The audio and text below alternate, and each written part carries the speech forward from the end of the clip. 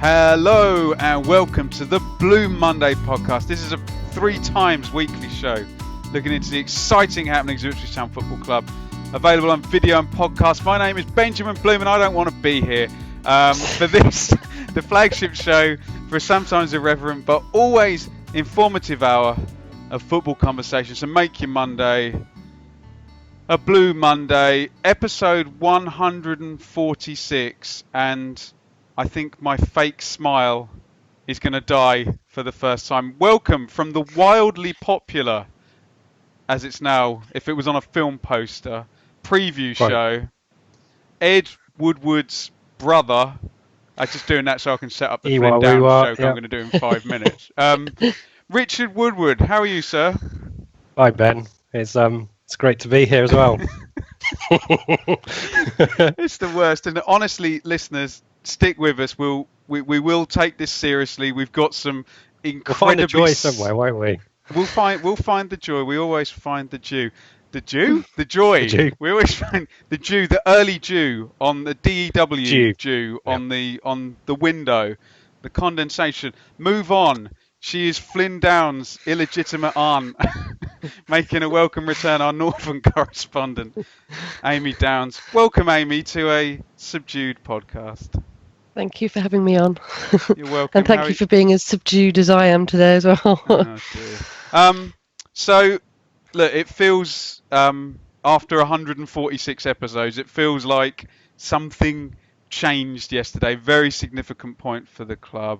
Odds on relegation, dumped out of the cup, and something changed in most people's heads at 5 o'clock yesterday. Okay, people say it's been changing, but there was something symbolic about yesterday. So to try and reflect that, we won't do the normal flagship format because we did one on Wednesday and it's the end of the Christmas run of games, etc. So we'll go over the Accrington game.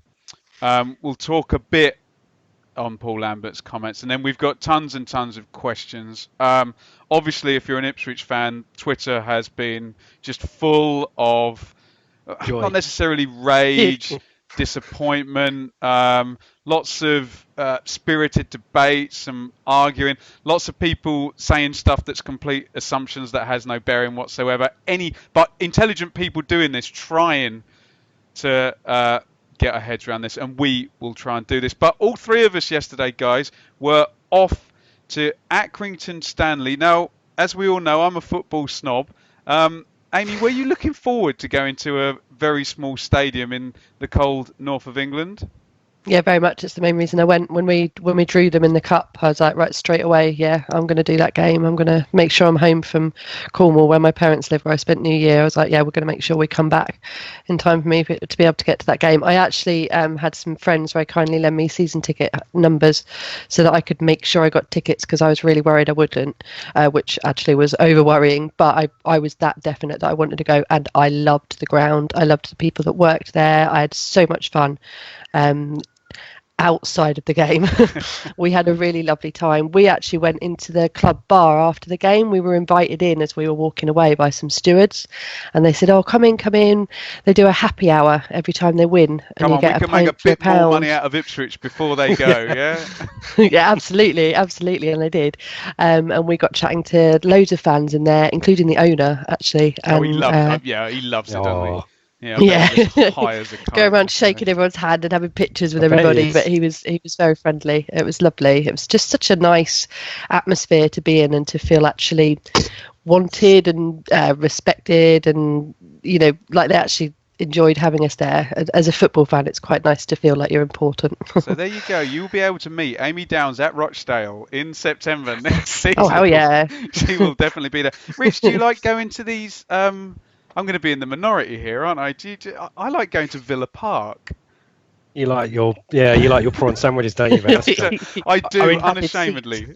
Any stadium that is named after an 80s pop duo, I am there with, I was about to say with bells on, so I want to say it because it's What's Christmas. your favourite Wham song? Was Young Guns Having Some Fun? Is that one? Yep, that's one. That's definitely a song by Wham. Definitely a Wham song. Is Careless Whisper actually Wham, or is it just George Michael? It's George Michael, isn't it? It's just George, isn't it? We just talk about George Michael and Wham for an hour or so. The first thing I saw to when answer I your pulled up the ground, sorry, Rich. The first thing I saw was two Ipswich fans in Andrew Ridgeley and George Michael masks having Love it. a photo taken. I'm sure that's on Twitter anyway. Sorry, Rich, go. The point that so we were in the terrace behind the goal, right next to the goal. I quite like that. I used to go and watch Leamington, who are the local non-league team near me, who are quite good, and I used to love the fact you were just so close to the pitch and the players. Even Portman Road, kind of by modern standards, is quite close, but this is totally different. So you could hear shouting, you could hear the few instructions, not enough instructions from our back four. Exactly. But it was kind of, for me, it was kind of, this is what League One's going to be about next season. So you should be aware of this. This is a moment where this is what it's going to be like every week or every other week next season if we, What I was about to say, if we pull it out, if we manage to survive, brilliant, yeah. What about 20 games left, guys. Pride Park? And Yeah, the nice, no more. I'm going to be quiet. The Rico, though. Oh, no, because Coventry City are going to be kicked out of the Rico. So we're no Rico. I'm trying to find good stadiums for Who's you. going Can't. down with us? Rather, Reading. Reading. There Oh you my go. God, Ben, that's the worst away day ever. Yeah, there you go. Okay, fair Dave comment. loves it, though. Fair comment. Fair comment. So let's go through this. Rich, any surprises in this from your preview show? So Accrington lining up, Ripley in goal, Johnson, Skies, Hughes, Richards, Everton. So a back four with two very, very big guys and one classic FA Cup guy who, Mark Hughes, who looked like he just An had 8 accountant or pints and, Came shirt from the post office, untucked. Yeah. Finley and Barlassa, two very deep centre midfielders. The wide players pushed on, Clark and McConville. Mangan and Key, a front two-ish, but one of them constantly dropping back. Was there any surprise there, Rich?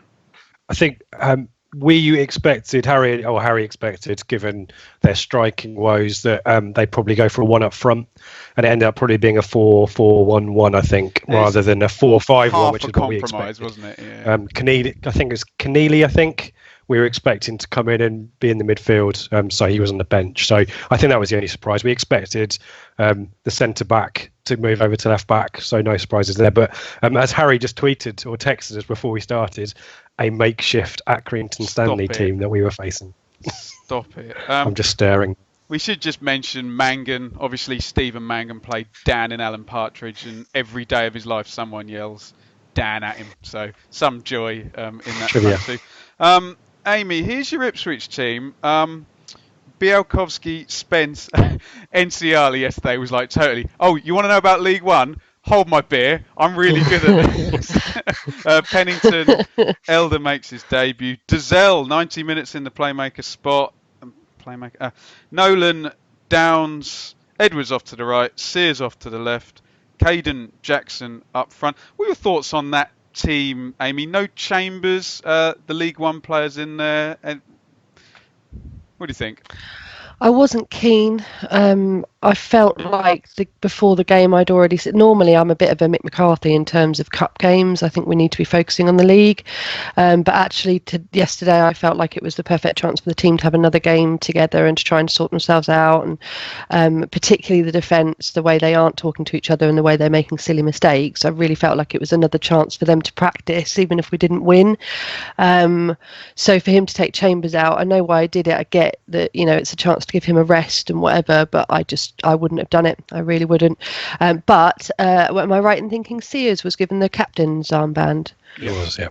Which was lovely. When we heard that in the pub, everyone was like, oh, that's really good. That's, he deserves it. But then we were saying, actually, who else would get it? Who else would you give it to? You can't give it to Bart at the moment, in my opinion. And other than that, I think Sears is probably the most consistent player in our side. So Spence. I was going to go there too. Literally the only other experienced player with any tenure who's not on loan or John Nolan. I didn't mention Bielkowski came back, Rich. You're an advocate of that chance to get him in under the auspices of, it's a cup game, yeah? Yeah. I don't think there's a huge amount of risk there. Win, lose or draw, frankly, unless he has absolute howler. So Gherkin obviously didn't have the greatest of games against Millwall as well. So I think a chance to look at him.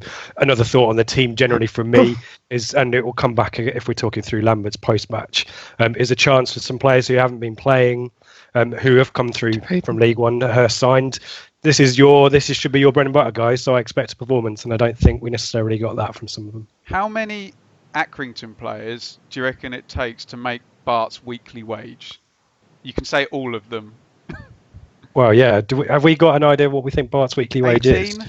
Yeah, something like that. Yeah. Probably. So possibly it is. Yeah. Mad. Unbelievable. Look, I'm not going to go granular as Harry from Bath would say. Messy start, Accrington on top, and really, I always try and find terminology in my I've just witnessed stuff, and I often say, oh, they edged the first half, but I think Accrington more than edged the first half. They didn't dominate it, because this type of football that we need to talk about and get used to if we go to League One, you don't really have dominance, do you? Because the ball's not in possession for that long. Accrington weren't a horrible, they weren't like Neil Warnock stuff, but it goes forward early. The wide guys push on. They win everything in the air, don't they? But particularly Clark down the right had a couple of good chances, I would say. Nothing from Ipswich. They didn't move the ball well. Nolan puts one over. Sears kind of cross shot, saved, and really looked like that one system was not going to at any point usurp the other. That was my reading of the first half. Amy, anything on the first half? I think you've summed it up perfectly. I just don't think they turned up. I've seen a few people say online, 1,200 Ipswich fans turned up. Why couldn't the team? I think I went at 5 minutes before half time to go and get a drink, because I would prefer to stand out in the cold in the bar than stand in the cold on the terrace. Honestly, I don't really think there's much to say. We had that shot, Nolan going over the bar. I think that was on like the 40th minute or something ridiculous. So, of course, you've got all the Ipswich fans, including me, singing, "We've had a shot, we've had a shot." And it's ridiculous. Yeah. Close to. Yeah. And I thought, and I just think that's terrible to go all that way and not even actually take a shot on goal. Richard, anything to add?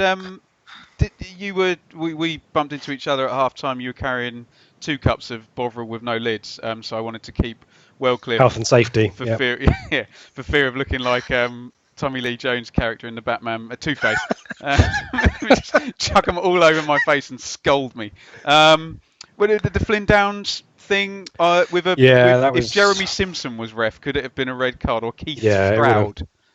The ref was crap, I think, yesterday, but I guess we need to get used to that as well. I thought, Downs was lucky. I think he was, and there was definitely some provocation, but he reacted. He definitely pushed out. I think the referee actually probably was quite kind to us and quite kind to Downs, but Lambert wasn't having it, and he was gone at half time. A few extra observations from me. In terms of your summing up, Ben, totally spot on. The one thing I guess that frustrated me was how deep Dizelle had to come to get the ball and to make stuff happening, and then he just found himself crowded out, and it was just balls across, from one side to the other. I didn't think Edwards got forward a huge amount. He seemed to run into cul-de-sacs, and the ball, just as you said, Ben, from Accrington, they had a few sites, but it was just constant goal kicks, wasn't it? Balls lumped over, going straight out for goal kicks. It was a really nasty, really migging first half. But they know how to play that stadium, that pitch, and that style, don't they? Like the back four right up on you, and any attempts, like you said, to get Dizelle on the ball, and no one played well, but Dizelle could not pass on that pitch, and then he started trying pinging balls, and that left fullback Richard Everton was like 7 feet wide, let alone 6 feet 5 tall. Was just scooping everything up. They had it bang on Accrington. They knew what was coming, and they played it nicely. You already mentioned, so Downs goes out for Ted Bishop, who kind of they reset it a little bit, didn't they? Because Nolan, I think the idea was to come a little bit more alongside Dizelle, and Bishop seemed to be a little bit further forward. If there was a plan, I think that was the plan.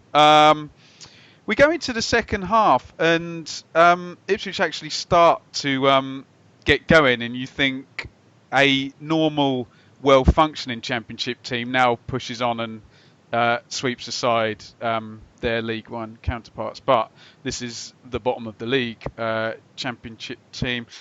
Bishop nearly gets Sears in, just overhits the ball, and then puts one over. Dazelle breaks the lines. Sears well positioned, but Bishop shoots high. So Bishop's at the hub of it, but Sears isn't having his good chances yet.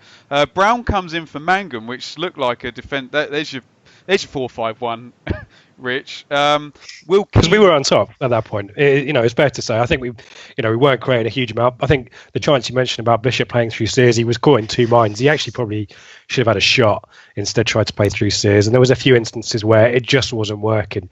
I thought Bishop actually was probably the pick in the second half for our players. At least he tried to make stuff happen. A few of his kind of jinking runs and stuff like that. It was just get to the 18-yard box and heads went, and we made the wrong decisions time after time. But I think Accrington, realised that the tide was going one way, and it definitely kind of clogged up the midfield a bit more by bringing someone else in there. On comes Will Keane for Caden Jackson. Caden Jackson's uncle is a fan of the podcast, so we need to say hi to Robert. He introduced himself to me yesterday and was very, very sympathetic. How do you guys find stuff to talk about? Is that it? Yeah, exactly. But he was very charming. So hi to Caden Jackson's uncle. John Nolan corner cleared out. He gets back on it. Pretty good effort by Nolan. He doesn't find the corner, but tests the keeper. And then Amy, the most predictable goal in the most predictable way in FA Cup history. So, do you want to take this one, Amy? It was like a carbon copy of one of the Millwall goals, wasn't it? It was just it's symmetrical, yeah, just coming from the other side, wasn't it? Yeah. Why do we not learn? They're just, the defence were just looking at each other and that's happened again, and you just think, where are you? Why are you on the pitch? It was just so frustrating to see the same thing happening again. We just can't defend when we're feeling like lacking confidence, if that makes sense. Makes perfect sense. Thank you. Who gave away the free kick, by the way? Just out of interest. I wasn't going to let her have that. So, actually, firstly, I got told off for being so mean about him last time, so I was going to give him a break anyway. I was just saying Thank you. I thought he was marginally less than awful yesterday. He wasn't one of the worst players, was he, yesterday? Yeah, I think I'd possibly even put him as one of the better of a bad bunch. But aside from Enciala, who I thought was, like you say, I think this was his level. And I think you both nailed it. I think Enciala in the first half and Bishop in the second half. But yes, we are mentioning Spence. I'm going to ruin it. Through the back of his man. I'm going to jump in. I have to jump in. Enciala, watch the goal back. Enciala ball watches, he loses key. It's Enciala who loses key for the goal. Richard, by the time someone's heading the ball across the 6-yard box, I know it would take if he stays with the man, though. There's no point in kind of trying to break this goal down, because it's, as Amy said, it's a goal we've seen millions of times before. It was something I spotted, and I don't want to call out Enciala because he did have a solid game actually. That is probably his level, isn't it? And I think when we go down, I think he'll be useful at that level, but it was just something I spotted. It was just an unfortunate moment. Yeah, good spot. I haven't been able to see it back yet, actually, so that would be... Don't worry about it. Can I just not put myself through it? I haven't watched the Borough QPR goals yet over Christmas. So, Oh, wow, good. So the substitution happens now. Nolan goes off, and it's pretty much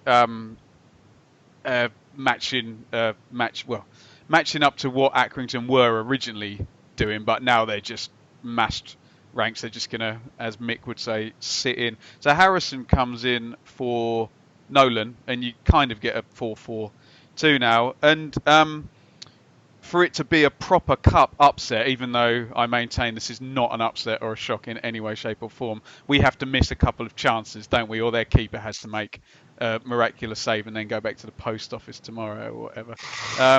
But great chance here, good bit of football. Keane and Bishop play Harrison in. You two were both in the terrace. I was along the side, so I like a roof, I like a snob. Absolute snob, yeah. A Keymar roof. I like a lid on my Bovril as well, Richard. I don't. I love living dangerously, mate. Vegan Bovril. Yeah. So Harrison gets played in down the left side of the penalty area, and I'll always defend Freddie Sears to the hilt. But we saw this in the Millwall game as well, and I don't know whether it's a mentality that he doesn't have or whether it's a technique that he doesn't have, but or whether he doesn't quite see a different finish. He's always, if he doesn't slide it along the ground into the corner, he doesn't take the shot. But Sears takes it. Did he take it left-footed? Oh, I can't recall. I think he stabs it left-footed. so. Yeah, I think it's Yeah, a little toe and poke. it's a pretty good save. Is this the one that actually, Ripley saves? by Ripley? But again, Waghorn puts that in the top corner. McGoldrick dinks it over the keeper. Yeah. Garner heads it in from off the ground. Garner kicks the keeper out of the way, Selena goes taps it round in. the goalkeeper and back heels it in. It's a poor miss, Rich, isn't it? Yeah. I mean, the keeper makes a good save, but he's got that. I think he's pretty much got the whole goal to aim at, and Ripley comes out quickly. But the Millwall one is one where you think you see Premier League strikers just hit it into the roof of the net, don't you? From that close in. And yesterday, it just needed a bit of guile. And I think he's just got, as you say, fixated with the corner, isn't he? Corner of the net, keep it low. But Ripley spotted that one. Good save. I think he's scared of missing because he does relax and gives himself a bit of extra time. But the last few chances he's missed, he's given the keeper or Ryan Tunnicliffe a bit of extra time. And Amy, there's another one where, and again, he does so much well. Bishop plays him in. Great touch, he's in. Again, he takes a bit too long. The guy could take him down for a pen. He blocks it out. And then, could he square it as well? He drags it past the post. Your view of that last chance, Amy? There's a picture somewhere of it that I've seen, and you can see one of the other players in the background. I can't think who it was, and he's going like this. Yes, Keane and Harrison yes, you're both right. there. It was Keane, and they're going like this, and you just think, I think you just hit the nail on the head. He is indecisive, and he always has been, which is why he unfortunately is not of the quality of Marty and Didsey and people like that, because he doesn't have the self-assurance. He doesn't have the perhaps experience. I always think he's younger than he is. He's like mid-20s, isn't he? I always think he's much younger than that, because he just seems to lack that go, didn't like the decisiveness, the getting on with it and knowing what he's doing. To me, he doesn't look like that. He always looks a little bit lucky when he gets his nice goals. He's a good player. I love him, but I just feel like we need somebody with more experience. And as much as I'd like to see Man with Ponytail do well, I worry that we still haven't got a Murphy type player, and that's what we need. It's repetition, though, isn't it?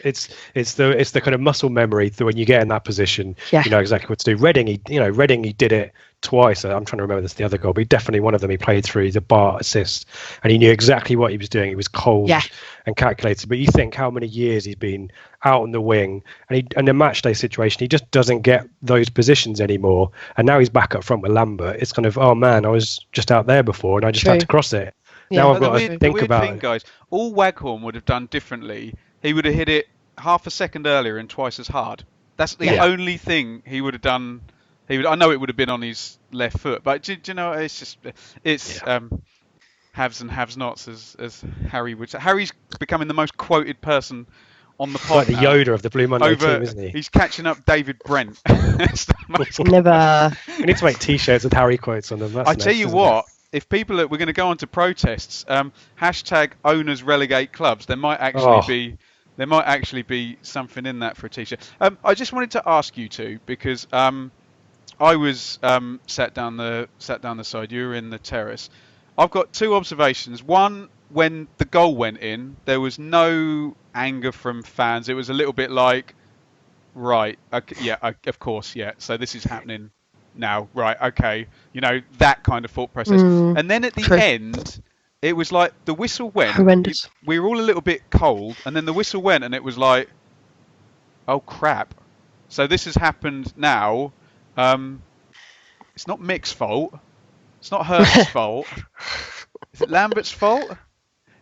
Probably not even Jordan Spence's fault. And then all of a sudden, have I got that right, Amy? First of all, bit of on the goal, and something seemed to change at full time, where everyone was kind of like, wow, Yeah, I've been umming and ahhing about whether to tell you this, but I actually started crying at the end of the game. It just all overwhelmed me completely because we had it was after everyone had gone. I was like hiding behind my mate Brett so that nobody could see me, but it was just. Um, I know on your match review you said that there was anger, but it was aimed at the owner. Completely disagree. It was you're not fit to wear Amy, the shirt. I just walked out. So if there was anything So afterwards, yeah, straight out, it straight to the was. car, heated seat. You're not fit to wear the shirt. You should be ashamed. It was lots of wanker signs, lots of wanker words, lots of.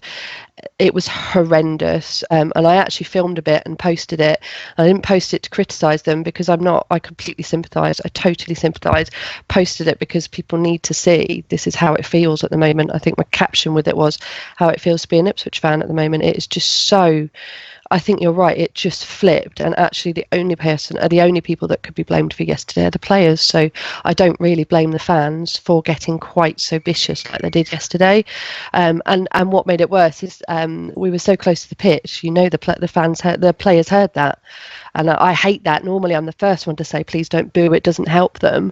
But how else can you react after that? It's ridiculous, and I think it just hit me that that's it. This is it now. We may as well just stop and not bother with the rest of the 20 games left in the season because do we really want to go through that 20 more times?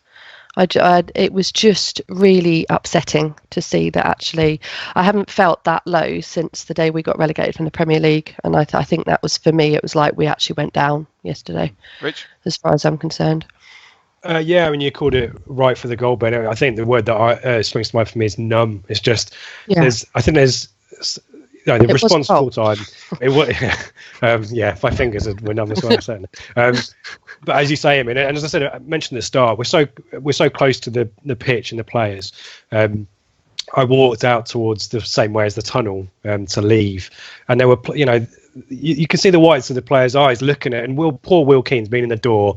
3 days or whatever, and some guys giving him both barrels, and you think Will Keane is not the problem, but I think that the problem is as a group of supporters and football supporters in general, and you see this in the Sunderland documentary, what can we physically do? What output or venting options have we got? We can kind of get angry, or we can go and drink, or we can there's very little as football supporters that we can control, and the only thing we can really control is our reaction, our emotions at the game. And I think it's just finally, as you mentioned kind of in your intro, Ben, it's come to a point now where people are just helpless and don't know what to do. It's not a great situation. Yesterday was not an atypical game or an atypical performance from what we've seen this season. The opposition was different, but nothing about the fixture was any different to what we've seen at games up and down the country for the rest of the previous games in the season. So I think it's finally dawned to people that this is where we are now. This is our level. It's League One, and we're not even good at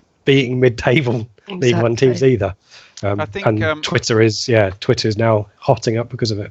Yeah, I think. I agree with both of you, actually. I think people want to lash out, which is natural, if not, probably not helpful, but understandable. I think people lashed out at Mick last year. And I think after Hurst had gone, people have lashed out at Hurst. Oh, he's an imbecile, got all of this wrong. And the most recent lashing out has been Knudsen and Spence, on the pitch, and no one's lashing out at Lambert, are they? I've seen lashing out at each other. We've seen arguments at Brentford or QPR or what have you, and Twitter I take with a pinch of salt. Twitter is not the real world, but I suppose we'll come on to it when we get into the questions. It is an understandable, I never, me, I never get that, have a laugh about all of it. But I was saying to Rich, Amy, I drove past Blackburn. You're coming back down the highway, drove past Blackburn, and I got really cross. I was like, you think I'm fucking coming all the way back up here in 2 weeks?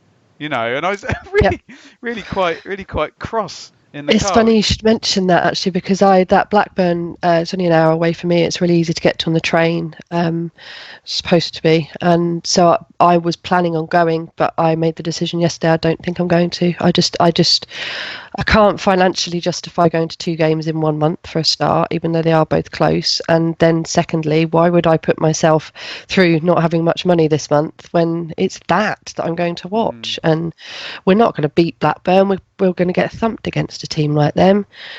The only reason I'd want to go there is beg Tony Mowbray to come back and sort everything out. I just decided, you know what? Been there a lot of times. I'm really not fussed. I don't know if I'm going to go. I don't think I am. And I hate that, because every time we're up north, I'm here, I'm there. I love it when my boys are this close to me. I have to go. It was a Sheffield Wednesday game last season. I decided about 5 o'clock, actually, I'm going to go to this one. And I just last minute went because I couldn't cope with having everybody so close and not being there with them. But The guilt.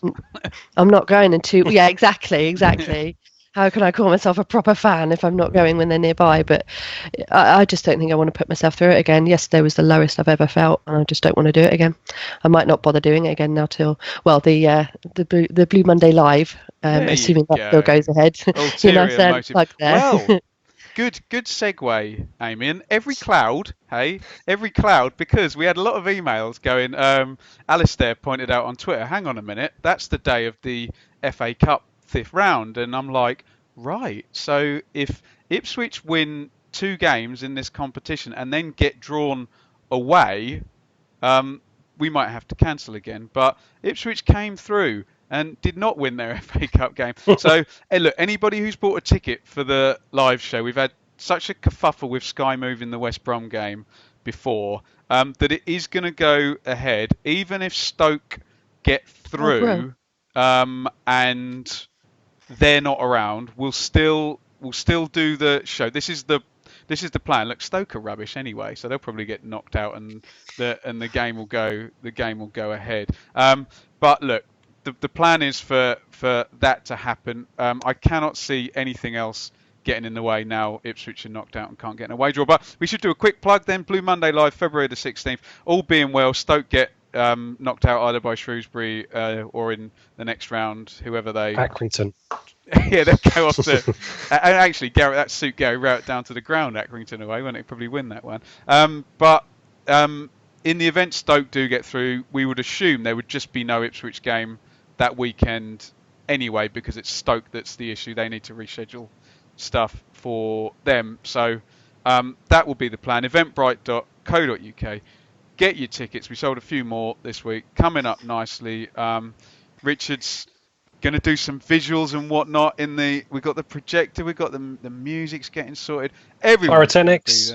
Pyro. Condensed Pink Floyd concert. Yeah, we're going to bring those Leeds fans who bring it every game. Although they've promised me they're not just going to start going Sky TV. Sky TV for the whole, or we are the champions of Europe. But it's going to be a great event. And yes, you're right, we could well be 17 points adrift by then, but we're going to have some fun and it's going to be a good event. So February the 16th, Blue Monday Live, eventbrite.co.uk. Now, normally we would go on and we sum up the championship stuff, but really no one cares about how not even the other championship teams care about how the other championship teams did in the FA Cup. They all played reserve teams and a lot of them got knocked out anyway. So we're going to go into a big load of questions. But before we do that, just so we've got the context, let me just read the 2 key quotes from Paul Lambert's post-match yesterday. And I think something changed for him at 5 o'clock yesterday as well, because he's been amazingly positive. But Lambert said, this club needs to be rebuilt. Players are not good enough, and without doubt some will go. That's a direct quote. Players are not good enough, and without doubt some will go. You have to hit that level. And this is not the same. This is later in what he said, but it's an absolute disgrace what's happened here. It should never have happened. It's too big a club. But it does happen to clubs if you take your eye off the ball. He is not talking about the game yesterday. He's talking about generally what's happened at the club. So Lambert, who's been brilliantly positive in all the...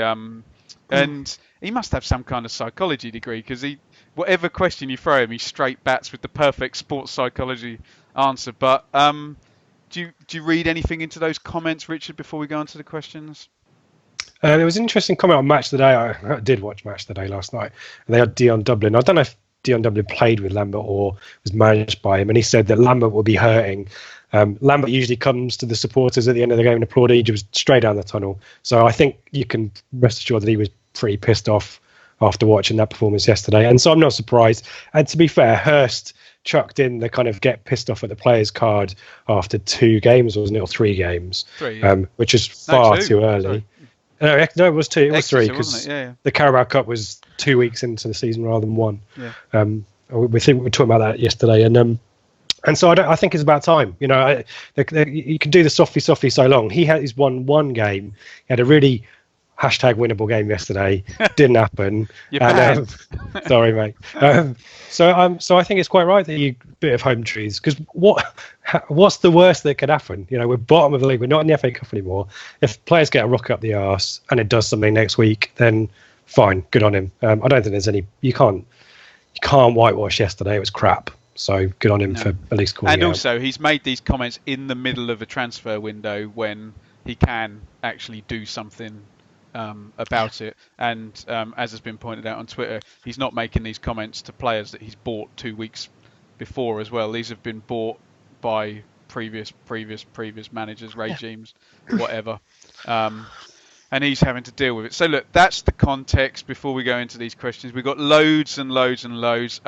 As always, the podcast, we try and be balanced. We try not to deal with hearsay and stuff that we actually don't know about.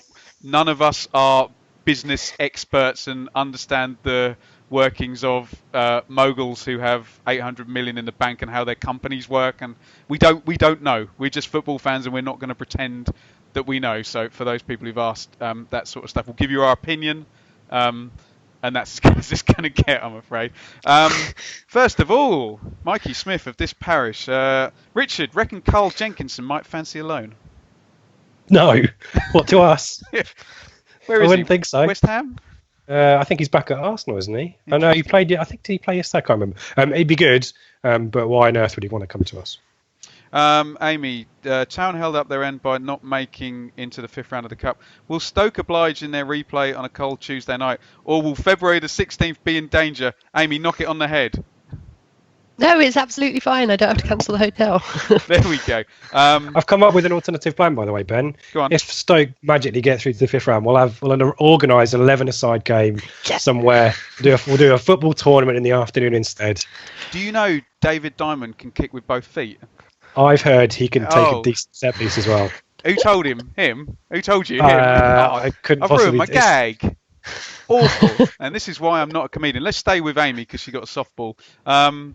Adam, would you back us to progress past the FA Cup first round next season? We'll be in with the big boys next season in the first round, Amy. Isn't it like in the summer or something that we'll be playing the FA Cup again? It's ridiculous. You know, if you're sad we went out, you've only got to wait a few months and we'll be playing it again. Wouldn't it be nice to get through a round in the FA Cup? 9 years, is it, since we last did it? Maybe the way we need to do it is by having to start right from round 1. There we go. And then we can progress to 2. Havant and Waterlooville, here we come. Where is that? I don't know. It's London, isn't it? I don't know. Yeah. I don't know. Metropolitan Police? Sure I don't know. it is. Big Ben. From another place who has Kevin Beattie as his avatar. Richard, a lot of supporters are talking of protest to voice their feelings about how the club is being run. Do you see a supporters group similar to those at Charlton, Blackpool and Coventry being formed? And what do the team think of this possibility? So, look, this is the first time this has been mentioned about protesting. I'll come to you in a sec, Rich. Stuart Watson did a really good piece, just gone up a couple of hours ago. And not that I'm a sissy, sit on my hands type. If people want to protest, I believe in freedom of speech and, you know, they can do what they like. But we know that Evans would sell it tomorrow if he had a bidder. We know that he knows that he's not liked. The players all know that they're bottom of the league. is what does it achieve, Richard? Although, can you stand around and do nothing? It's a really great question. And Stuart Watson's article, we sent it around, didn't we, and had a look at it. And there's nothing in there that I disagree with.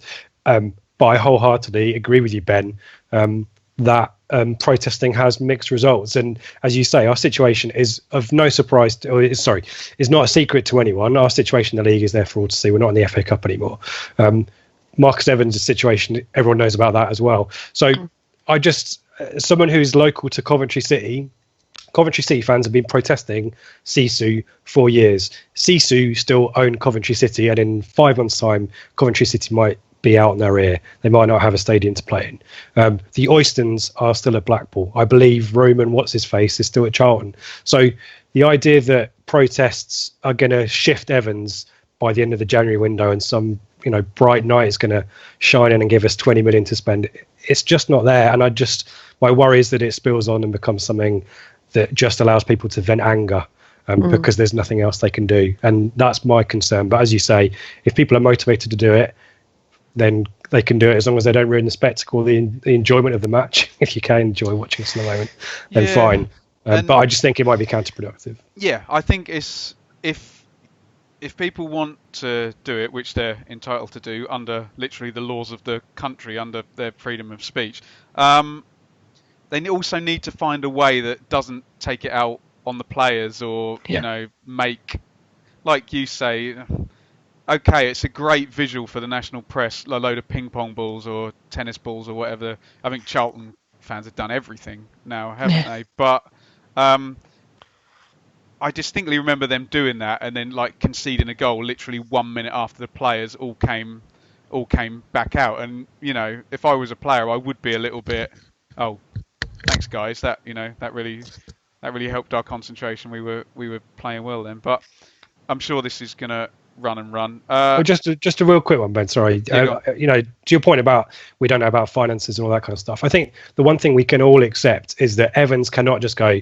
okay, I'm not the owner anymore. Bye. It doesn't. These things do not happen quickly. So I think we're going to have to get used to the idea that Evans is hanging around for a while, for the foreseeable. So the question that the press should be asking the Stuart Watsons are, what can he do to run the club better? Because he's made a crap job of it for the last decade, hasn't he? So what can he do to do better in the interim to make sure that League One is not a car crash for us as well? Interesting. Amy, Tim says, new hope, anger, dismay, renewed hope, dismay, resigned. My feelings this season. What are the panels? I agree. Actually, I think it's the hope that kills you, isn't it? Like when we scored against Millwall, and you think, oh, maybe, and then we concede 3, and you just, okay, and it's just also predictable and upsetting. I am honestly at the lowest I've ever been as a football fan, and I'm not enjoying it at all. We'll stay with you, Amy. This is Tractor Boy Pete. Nolan, good enough for the Championship? Well, I think I mentioned last time I didn't think he was very good at Forest. He was almost invisible, didn't do anything, and I think it was the same yesterday. I don't think if he'd have scored that goal, I might have felt slightly different about him, but I just don't think none of the team were good enough yesterday, and that includes the person who should be able to play in League One. So I stood next to Joe not a fan yesterday, and Joe kept remarking when he turned back to pass it backwards or sideways rather than running forward. He did that a lot yesterday. Can someone who's sorry, Aim, can someone who's good at football who listens to the pod, John Nolan, I've never seen a player, and he's obviously a very relaxed player, who before every pass he kind of stops, doesn't he? He all his body weight centres, and then he plays the pass. I've never seen anyone with that technique. Anyway, Amy, you're going to say something. Go on. I was just going to say, I think he gave the ball away quite a lot. I think you were bang on about Dazelle. He gave the ball away a lot, and that was the first time I've ever seen Ipswich fans frustrated with Dazelle. But I think Nolan and pretty much everyone in the midfield did. The defence would get it out, and then it would just come back, because once it got to the midfield, we were giving possession away all the time. So yeah, that was all I wanted to say. No, I was just gonna add on Nolan. There's probably a handful of small bits of evidence to say that he is good enough for the Championship, and a whole lot of more other evidence to say that he's not, and I suppose it would help him to be playing in a better. You imagine some of these. Imagine Nolan slipped into a 3-man Sheffield United midfield for the last 10 minutes of each game. Probably be absolutely fine, wouldn't he? Of course he would. Do you know what I mean? But it's obviously learning from Norwood and Yeah, exactly. Same guy here, Tractor Boy Pete Richard. When we go down, which of our crop of young academy players should we build our future around, and who should we let go? I think the question's just focusing on academy players, on the who should we let go. I don't think it's time to letting go of the academy players. I don't think that we need to let go of any of them. The question is, can we hold on to them? Yeah. I suspect Lancaster will probably be off. I'd count Bishop in the academy players. I thought he was good yesterday. I think he deserves another year. I'd build the midfield around Downs and Dazelle if Dazelle stays, and if Downs can cut out the petulance from his game that we saw yesterday. Fullbacks, I don't have any problems with Kennock and Emmanuel at fullback. And maybe Ben Morris will have a chance as well. So I'd build it around the academy, but then probably we'll want to bounce back, don't we? But who knows? Amy, this is Harry Butcher, who's always, Richard's face will light up when he's always positive. Can we just take a moment to congratulate the academy who keep on winning games at the moment? Amy. It's a bit depressing, isn't it, really? I suppose it's a nice thing for us to feel happy about, but then you think, well, how many of the players are going to make it into the first team? Because we'll either sell them or not be able to keep them, or some other bigger club will come in and persuade them to play for a club that aren't going to be in League One. It's a little sad, but it is at least a nice little glimmer of hope. Like the year they won the Youth FA Cup. Yeah. That was a nice, but then how many of that team actually played in the first team? It's a nice sideline to distract us for 2 minutes, but it's not the main event, is it? We should all go and watch the under-23s. How about this as a protest? Go and 20,000 watching the under-23s. That'd be amazing. Yeah. This is Mark. Richard, did Paul Lambert's post-match comments reveal ITFC's purported off-pitch structure of Bowman O'Neill for the sham that it is? If it isn't addressed in the summer, do you think he'll walk? I assume he's talking about Lambert. Is the off-pitch structure a sham, Richard, or is there just not one? Yeah, exactly right. It's the sham, isn't it? And this comes back to my point about Evans failing from day one to put the right people in positions of authority and power at the club. We've seen Simmons and Clegg and Milne given actual points of authority for footballing matters without a clue what they're doing. And so, I think probably he might have stumbled across Bowman, Lee O'Neill and Klug as kind of a triumvirate. But it's a bit too little too late now, isn't it? This is from Super Friends. It's quite long, but I looked at it earlier and it's pretty good. So I'm going to read it. There is a narrative going around that Hurst tore up the squad in the summer when he didn't need to. Having looked at what he was left with, I can't help feeling he had little choice. Below is the squad we had after out of contracts and loan players left, showing 5 signings needed to make 2 players in each position. This doesn't look anywhere near good enough to me. Too little backup experience. Apart from Sears, the only experienced fit reserve we had in any position was Sears. That might be a mistake. The rest were 22 and under, and this is all before Waghorn, Garner, Webster was sold. This talks directly to the point that Paul Lambert made, that it's a disgrace we are where we are, that signing 8-9 players each summer, 4 to 5 loans each year is madness, like throwing money away. Whose responsibility is it that we've run a strategy which now leaves ourselves where we are, relegated pretty much before the end of January out of the FA Cup at League One opposition? For what it's worth, I lay the responsibility at the door of Evans, but also very much at McCarthy, who, as the highest paid, most senior football pro at the club, should have had the foresight to advise Marcus Evans where this was going. Of course Hurst is culpable, but he was at the club for barely 4 months for anyone to be able to inflict the kind of damage that we're seeing now in such a short space of time says a lot about our fragility. I have long been a McCarthy supporter and was right until the end. I was not one of the numbskulls, and don't boo our managing players, but Mick cannot sidestep the responsibility. Well, he always gets brought up. Mr. McCarthy, but to kind of paraphrase the question, I hope I do it justice, Super Friends, was Mick short-sighted, or if Mick is as smart as everybody says he is, did he leave a live grenade? Sabotage. I didn't say that, Richard. I can't see him.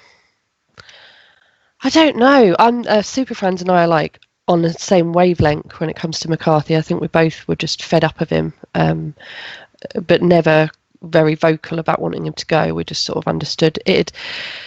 McCarthy's time with us had come to an end. It just kind of flickered out, and maybe that's why. Did he maybe not care enough to worry about what would happen after him? I don't. But he doesn't strike me as the kind of person that would be that unprofessional. Amy, if I said to you in your job, right, you're out in 2 months, would you not steal some post-it notes and a couple of clients? Why would you care? Yes, probably.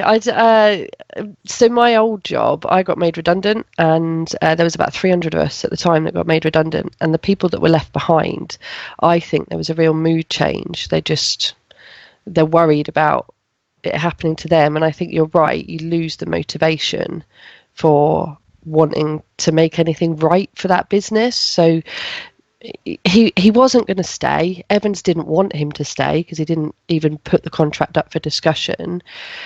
He had no loyalty to the club at all, and nor should he have, to be fair, because the way he was treated by fans, I do think was justified, but to an extent.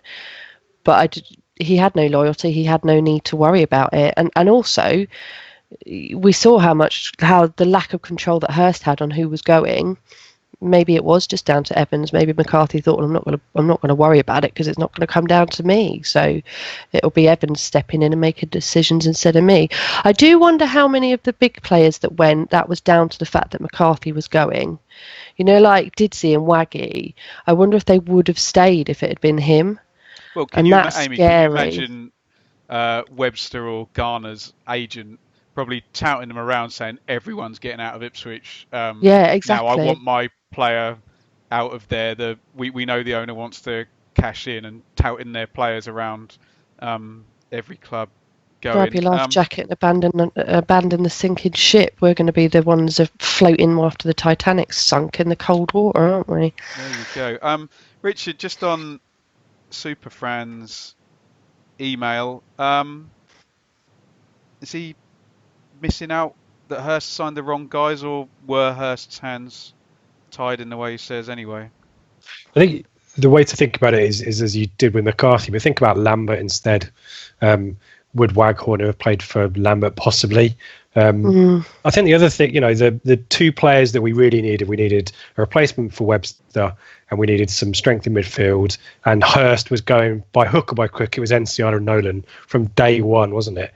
And I don't think they would have been viable targets for any other manager apart from Paul Hurst. And I'm not blaming them for the situation we're in, but with the money that we spent, could we have done better? I think we probably could have. I think there's just poor choices throughout. But I go back to my original point. You put the right people in charge of the footballing side of the business. Evans has nothing to do. Evans is just the benefactor with money. He puts in the £6 million a year or whatever, signs off the budgets, and he makes no other decisions. I don't think that situation happens if a Lee O'Neill or Kluger or Bowman is in charge and basically takes off. When McCarthy's picking the team, that's it from whenever his contract was, it was going to expire. And that's the failure, is that it's just, and Joe's mentioned this point as well, it's the timing, isn't it? Hurst came in so late in the process, all those agents touting around their players, that would have been done weeks before Hurst arrived. And Richard, at the point Hurst comes in, so wind back probably, I don't know my timeline exactly, at least 2 months from when McCarthy said he's, I'm caretaker in from no, not even before that. Oh, not the teacups. Caretaker in before the season. And I always have in my head, I reckon McGoldrick was back in Nottingham, the day after. It's right, definitely. Look, they're going to write your contract off. You're done. Selena disappeared as well, didn't it? It was so months probably before Hurst came in. And this is the trouble trying to explain to the. Where would you be if McCarthy was still there? The thing people don't understand is it's not an actual thing that could have happened. McCarthy wouldn't have stayed if they'd sold all the players out from him. If he had stayed, then that would have meant there would have been an agreement to keep some players, and it's not actually a plausible possibility. Everyone's like, oh well, we'd be 18 for what have you, but it's not actually a thing. It's an equation that doesn't doesn't add up. You just go, you know when you do it in Excel and it puts the exclamation Hashtag value. Sorry, I'm a yeah, spreadsheet hashtag nerd. value. There you go. But to answer his question in one word, Superfan's question, great question. It's Evans' fault. It's Evans' fault. He's the owner of the football club. You can't, he's responsible for every decision that is made ultimately. Yeah.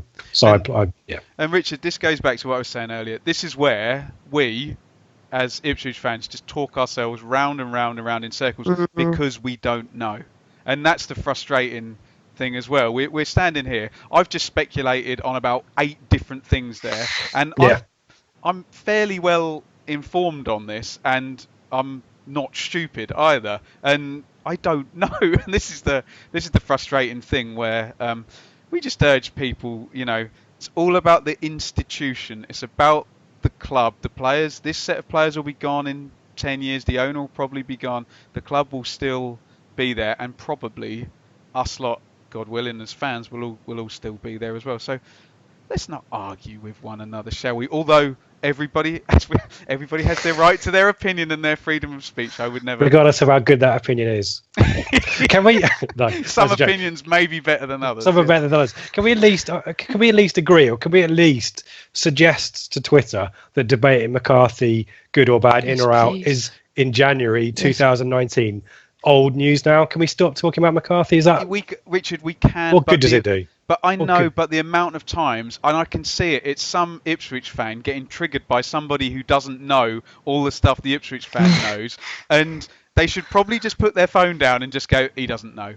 But I understand they come back and they try and explain what they know that the other person doesn't know. And whoever rang up 606 and spoke to Chris Sutton was absolutely brilliant, because Chris Sutton brought it up and he went, oh, Chris, that was tit for tat. And I was like, brilliant, you killed him. He killed it straight away, didn't he? You've killed him. You've killed him. We said some stuff, he said some stuff. But yes, you're right. And hopefully that 5 p.m. cut-off on Saturday, although we've had many, many cut-offs. But look, we owe it to ourselves not to get triggered by people. I don't think we can move forward until we move on. And whilst people are still banging on about Mick McCarthy, I've said that so many times this weekend, because they are. I've actually just published my blog about it. I had an article in the Kings of Anglia towards the end of last year. Where can we find you on Twitter and read that blog, Amy? Go on. Track the Amy 8, thank you. And it's my pinned tweet, and it's the title is Why Ipswich Fans Won't Regret What They Wished For in 2019, because nobody really does. Mick McCarthy had to go, and exactly like you said, it's a separate thing. Him going is not why we're bottom of the league. There's a whole other host of reasons, but it isn't him not being here. But it just, somebody, I think his name's Simon on Twitter, I can't think what his username is, but he's posted after the Millwall game, we really need to stop talking about McCarthy, because it is just causing anger and it is causing frustration, which we're already feeling enough. We do not need to be adding to it. So actually, I think you're right. Let's use the Blue Monday power to try and tell people, please, will you stop, get over it, let it go, because it is boring and frustrating, and I hurt enough without having to think about all the anger that Mick McCarthy caused. Right, everybody be upstanding and put your thinking cap on. We have a question from Harry from Bath. This will probably require scientific notes, evaluation. Hello, Harry, we love you. No. Richard, did we miss Chambers? Was a lack of leadership on the pitch a factor in the pattern of play? I don't think we missed Chambers. I think Scouse might have made a difference yesterday. But I think Chambers, from what Lambert said, was carrying an injury anyway for the last few weeks. I don't think the defence was particularly culpable, given we only conceded 1 goal. I think we just missed quality midfield to make something happen further up the pitch. Who was the alpha male in that team? Yep. Enciala, the man's a machine. But then is he a talker, Amy? Do you know what I mean? There wasn't much chat from what I could hear in the away terrace. There wasn't much chat. Exactly. But I felt that. Sorry, that was the last game I went to. But I felt that at Forest as well. There was no chatter. I love Chambers. He is like my favourite player since Matt Holland. I really like him. But there's no talk. When he is there, he doesn't do anything. Bart doesn't do anything. He doesn't talk to the players. That's why he wasn't made captain yesterday. It's what we lacked. What we were missing yesterday was not Luke Chambers. It was general. Sears was down my side second half, and he's not a talker either. I saw him do, and I was really pleased. I saw him do the huddle, and he seemed to be wagging his finger and yelling whatnot. But what did Gareth Southgate say once? I wanted Winston Churchill and I got Ian Duncan Smith when he was talking about Spain. This is Lewis. Marcus Evans is the best option we have as an owner for the foreseeable future. Discuss. Only. Yeah. I think in the respect that he's the only option we have as an owner, then by definition he is. I guess what Lewis is saying is, well, what else is there? And unless there's another guy. And I think Stuart pointed this out in his piece that when Marcus, and Dave said it before as well, I remember him saying, when Marcus Evans took over, someone of Marcus Evans' wealth could be a championship owner in the top half. But since then, you've got another, when did Evans say? He's been here 10 years. So you've got another probably, 30 more loads of parachute money have circulated into the game. The transfer fees have gone up, and we haven't at any point sold a player like Norwich have for 15, 20 million to get into that cycle of then buying and selling. So I think just the game's moved on from him as well. But sorry, to Lewis's point, the only other option is someone of equivalent wealth who's prepared to lose a bit of money. I don't know what else there is there. You need. I'm sure most of us have seen the Sunderland thing. I'm sure Stuart Donald behind him. There's a lot of money from various places, probably in the Far East and America. They're always consortiums, aren't they? All consortiums, isn't it? And really, in the absence of that, I take Lewis's point. Actually, engage brains again. It's a mullet question. If Paul Hurst spent like a kid in a sweet shop, did he just buy Kinder eggs? Sickly, overpriced, hollow, and a deceptive sense that there's something in there, only to find when they crack, it's a disappointing lump of crap you might choke on. Again, I think we touched on this in the earlier question about the Hurst signings. Have we covered it, guys? Little bit. To Lambert's point about, should we? Have we got any questions on when Lambert said some players will go, some players will go? Yeah. Was there anyone? Do we want to call out players? So, to Molly's point, I think we could have talked about at championship level, Enciala and Nolan not quite cutting it yet.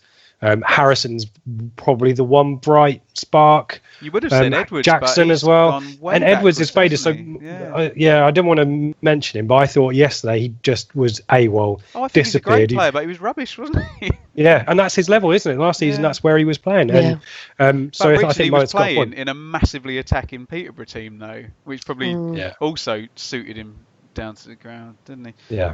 I think to Molly's point as well, maybe he wanted a Kinder egg that is just chocolate all the way middle. It's solid, unspectacular, but does the job. How about that? There you go. I just want one with Martin Waghorn's face. It's a Yorkie. I think Martin Waghorn is a Yorkie. Yeah, he's a Yorkie, isn't he? He's like a beautiful Mars bar, isn't he? I feel like he was just naively optimistic. You buy a Kinder egg because you think you might just get one of them cool toys that's on the adverts, and then you never do. And it's like, I feel like he was naive. And actually, at the time, I think we all hoped that these would pull off. But as everybody has said, the problem was that he got loads of these people that could have been amazing when it should have been a couple with others that were more experienced. That's the problem. The players themselves aren't actually the problem. It's just that there's too many of them, in my opinion. And as David Johnson so brilliantly said in our interview, what Hurst did was 4 transfer windows worth, wasn't it? Right, yeah. 2 at a time, and then maybe Garner goes in January and someone else comes in, whilst you're not bottom of the league. There we go. Matt Thomas. Whilst Marcus Evans has made clear mistakes, Clegg, contracts running down, bad managers. Despite Statman's got quite a good thread on Marcus Evans' mistakes. The constant whine that he doesn't invest is wrong. Up to £95 million wrong. Sure, we want more invested badly, so fans should argue that, not fiction. To add, the argument that he has this to offset against tax is flawed too. Sure, he will do this, but no business sets out. I think we've just covered that, haven't we? My argument back, right, is, and I always say this when someone says a footballer's bad, is compared to what? So if you say Marcus Evans doesn't invest, the question from me then is compared to what?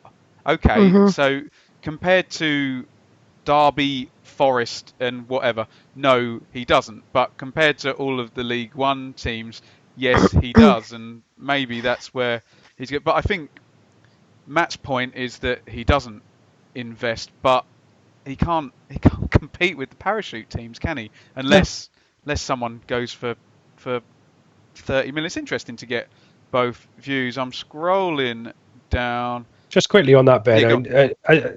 I think is it Matt? I think he says that it's a flaw that we think that Evans doesn't put money in. I think, yeah, it's been spent poorly and all that kind of stuff. The idea that Ipswich has ever in its history been a team that's chucked money at trying to get promotion or win trophies. They did it once and went into administration. Exactly right. Even Bobby Robson's team were maybe 3 or 4 players off having a squad that meant they could have actually had a sustained challenge. Premier League era, first time around the 90s. We just didn't spend money and we went down. As a club, we are not let's be honest, we're not a big club. We've got 20,000 gates if we're lucky. Commercially, we're not particularly attractive as a brand, even as much as people don't like to hear that. We're not. The money's never sloshed around Portman Road. Evans gave it to us for a bit. The game moved on, as you said, and we've just been, unfortunately, in a spiral ever since, haven't we? I think it's just a quirk of timing, but... Yeah. Yeah, and the fact is everyone wants to be in that spill down from the Premier League that people like, because Derby on the edge of FFP, aren't they, but have consistently spent... I think what I come back to, just as the argument back, the argument David Diamond always makes is, all I want is for him to reinvest what he makes in player sales. I think that's one area where it'd be interesting to get the full truth, whether the Mings money was spent. And the figures. I went on whatever Talksport, and they said, "Oh, Mick spent this much money." I'm like, "Where'd you get that figure from?" All our How figures much was the Lawrence loan? How much was the Fraser loan? How much was the Maitland-Niles loan? You know what I mean? These are not cheap players that we must magic the loans out. Chalobah's probably costing us a lot as well. So we don't know the finances, but we've never been a club that has spent big, have we? Amy, this is Tony Page. Is Evans' big mistake not having a football man as CEO? I think, absolutely. I think it makes a huge difference. I think it's, and I think somebody who cares as well. We really miss Sheepy. I know he cocked everything up, but we really miss David Sheepshanks, and we need somebody like him, somebody that knows the club inside out, that is respected in the local community or whatever, and knows football. Yeah, obviously. No, sorry. I've got a suggestion. Obviously, you, Rich. And me. Yeah, give me the job. One person who we let go let leave 3 years ago, who is all of those, Simon Milton. Yes. Simon Milton would have been brilliant as kind of the head of football operations or whatever the club. He knew the commercial stuff. Ipswich Town through and through. Academy as well. He would have been brilliant for me. And just the Sheepshanks thing. If you listen to the Rob Chandler podcast, there's just a brilliant bit where Rob talks about David Sheepshanks ringing him on a Monday after a game to say that when he reads out a goal scorer, could he try and get the crowd up a little bit more? That was what we had. Someone who cared, was there the whole, living there the whole time to your absentee owner. And just the Goulding thing is, you see the brilliant job, don't shoot me, that Stuart Webber seems to have done when you look at the Norwich team. He's not a CEO, is he? Is he director of... I think he's I forget what he's, football director, I think. Technical director, I think. Someone I read said Farker is... In terms of the reason for their success, it's more Webber than Farker. That's so. There you go. So then, when a manager leaves, it's not as big a deal as There we go. I think this year Evans needs to realise that football isn't just a business. This isn't any other business. This isn't. He's clearly quite successful with his other businesses, but this one needs to be a bit different, and perhaps he ought to enjoy trying to run something a bit differently now, because it's not, you can't keep running it in the way we are. He's completely missing the whole football side of it, in my opinion. There's a couple here we've kind of covered. How easy is it to actually sell a football club? I think, Richard, you alluded to that earlier, that the Sunderland thing was months in the making by the time it went. This is Alistair. Saturday was a peek behind the door of League One. There's a temptation to look positively on League One as a chance to rebuild, but how close are we to matching Sunderland's freefall. Relegation may not be the low point. Amy, could it get worse? Yeah, very valid point. I am terrified that when we go down, we're not gonna come back up again. We're not even going to be competing. We know that there's good teams that come up from there. Look at Sheffield United. Look what they've done. Look at Blackburn. How good they've been this year. Sheffield United. Was it? Yeah. And that's scary. And in fact, I remember them going down because my partner at the time was a Sheffield United fan, and it wasn't nice for them. It was not. It was horrible, actually. And then my father-in-law to be is a Donny fan, and they're exactly the same. They've gone down 2 leagues, so it scares me. And actually, funnily enough, we were chatting to 2 Blackburn fans in the bar at the end. They gave me a shot of whiskey to warm me up, and called it a Benny's or something. Yeah. I was flipping freezing. Right, but so they were talking, and they kept saying to us, "Don't worry, it'll be fine. You'll be the same as us." And I was like, "How can you say that after what you've just seen? That's what we are." Blackburn had complete stability. Danny Graham for the whole season, signed Bradley Dack. And I mean, one thing that, if just on a football-y point, you can see, and I'm glad you mentioned Blackburn, when Blackburn came to Portman Road, first game of the season, good set play guy, Mulgrew, 2 good forward guys, loads of big guys and just 2 rows of 4. And you're like, they aced League One. And that's exactly what... probably, and I don't know, I'm not an expert on League One, I've seen none of it other than yesterday, but it strikes me that's the thing now. Less good players, more functional teams, and if you do have some good strikers and a good set play guy and you're solid, you probably... But we're amazing at set pieces. Oh, stop it. Tractor Boy Pete, he's had a couple, but I like this one. Benjamin Bloom, what song would you say most accurately reflects the season so far? We know you love to have a sing. Someone's put Down Down, Status Quo. Richard, what song? Oh, I'm not prepared for this one, Ben. No. Ask me at the end. We'll put it out. What song reflects this season? Let's do a couple more and then we will move on. Peckham Blue, as the ominous fall down the Football Leagues begins, can you see ME Group selling Playford Road to a housing developer to recoup some of his investment? I'm going to throw my hands up and say, as football fans, we know that he owns that. I don't know what that actually means. It sounds bad, but I don't know whether that was to move some money in some accounts or some cleverness and what the actual... there's lots of all this. Here's an interesting one. Should Lambert have gone 4-4-2 from the start yesterday? And do we read too much into systems tactics? Amy, we couldn't play through midfield and we didn't get the ball forward yesterday, so 4-4-2? Yeah, of course we. I'm fed up of having one up top. It hasn't worked. It never worked for us. It isn't. We don't have the kind of striker who can play on his own up front, and Freddie Sears is definitely not the kind of person who can play up front on his own. And I know it needs to be a 4-4-2. I could maybe get on board with a 3-5-2 because I actually think that's been some of our best performances at some point this year.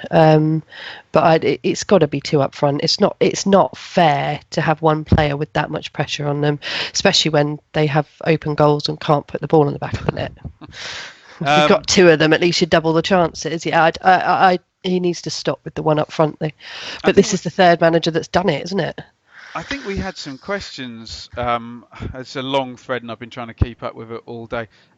We've slightly criticised Lambert, Richard, in the Millwall game and I know let's bring Mick back up, but Mick used to jump on these things. Barry Cotter off. There you go. Immediately making tactical changes, and we said Lambert didn't handle Morrison when most of the crowd could see it. And yesterday, again, he sticks to his guns, and like Amy suggested, it wasn't happening. Do you just go more direct and try and match up what Accrington are doing? When is it fair criticism? He's trying to implement some kind of system of playing, and he keeps saying, Richard, when this works, this will be great here.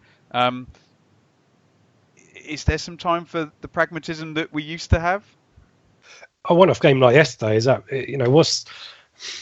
Yeah, and 7 changes as well yesterday. We had a really good question on the previous show from Mullet about that. Is Lambert coaching a system rather than trying to develop the players? And I think Harry and I agreed that he absolutely is. I think yesterday, I think there's an argument to say that he was sticking too religiously to try and establish that. It wasn't working. A crap pitch, a long way away from home, a team that from the division below who know exactly what they're doing, well drilled, and kind of uninspiring as it was, they knew exactly what they're doing. I'd have brought on Harrison at half-time for Downs and gone for it, because Jackson was so isolated as well. Go long, why not? We just didn't want to lose yesterday, and we absolutely did. And the 2 up front was just too late in the game, wasn't it? That's a good answer. That. So what I think you're saying? Can I sound like that? Who's that woman who interviewed Jordan Peterson? So you're saying, what I think you're saying is Let me repeat that back to you. You keep the. You think he was absolutely right to play one up front for the whole game? You keep the philosophy, but in one-off instances, you have to. You have the overarching philosophy, but the first half was so tepid yesterday, and we were nowhere in the game at all. That you kind of think, do you know what? Just shock the system, stick 2 up front. What's the worst that can happen? We lose 2-0. Do you know what I mean? What's the difference? Do you know what I mean? I think we've covered most of. There's still like another 30 questions in the thread, and we're 76 minutes in, so we'll stop on the questions there. But the overriding points, I think, are protest may or may not come, and it is what it is, and the questioning of Evans is natural now, but let's focus on the stuff that we actually know. And I have a song for you, Ben. Okay. And trying to motivate people to don't look back in anger. There you go. Nice. Okay. Slip inside the eye of your mind. It's a bit wimpy that vocal. It's more the title, but no. I was going to say for Liam. Doesn't Noel sing? Noel sings "Don't Look Back in Anger." Doesn't he? Does. There you go. So let's move on because we're football fans. And Rich, if we beat Rotherham, they're 21st. Yeah. We closed the gap to 7 points. 19 games more to play. Plenty of points there still. So ticket promotion again, 12 quid for tickets, I think. It's difficult though to keep coming on preview show, what have you. We know that Rotherham are a team that function well, despite being, where they are. Well drilled League One. Former League One team, aren't they? Totally right. Mostly with their remaining League One players. Can we win, Richard? Can we keep a clean sheet? That's the question, isn't it? I think if we can't keep a clean sheet, we're not going to win a game for the rest of the season. Let's be honest. The 2 things that I hold out for are Lambert seemed pretty confident of getting at least one more signing in the door. Pilkington, I think, is the one, and that striker from Huddersfield, I can't remember his name. I think Colin. Well, they called him Quasar, but I don't think it's called Quasar. Well, I think it's a hard QU, but I've been pronouncing Knudsen wrong for 5 years, so. He'll be gone soon, so it doesn't matter. So hopefully players in. And Rotherham got dicked by Man City today, so that must hurt, I guess. That might have taken it out of them. We can win, but equally we can just do exactly what we did last weekend and what we did against Millwall. Who knows? Amy, Rotherham are pretty good at set plays. Will Volks is very good at long throws.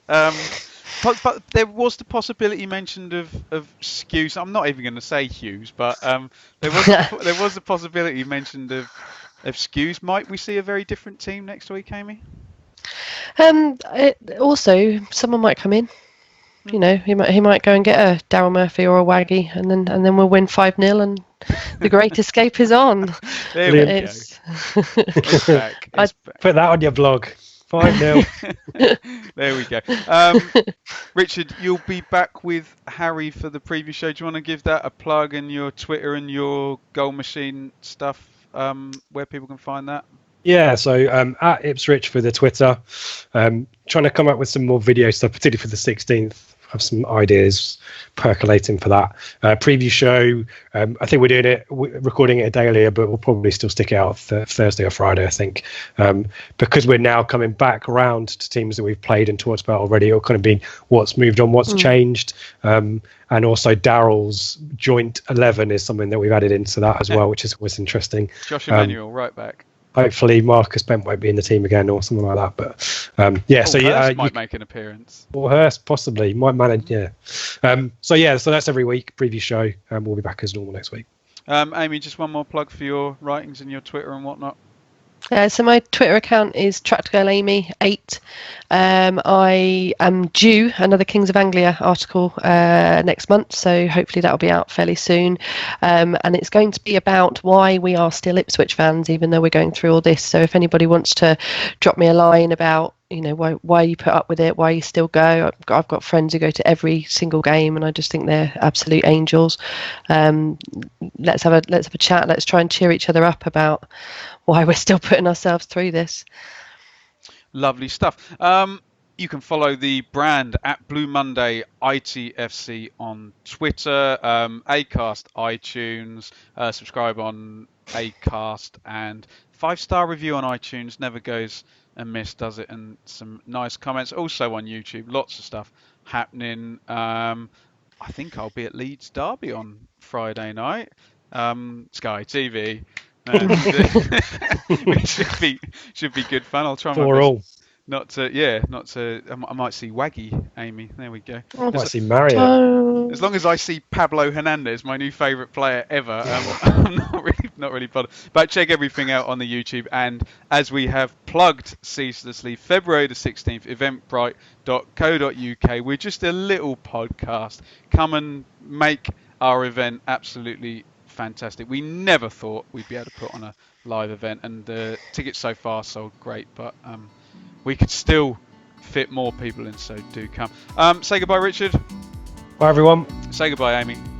Bye-bye. Au revoir. I'll edit that out.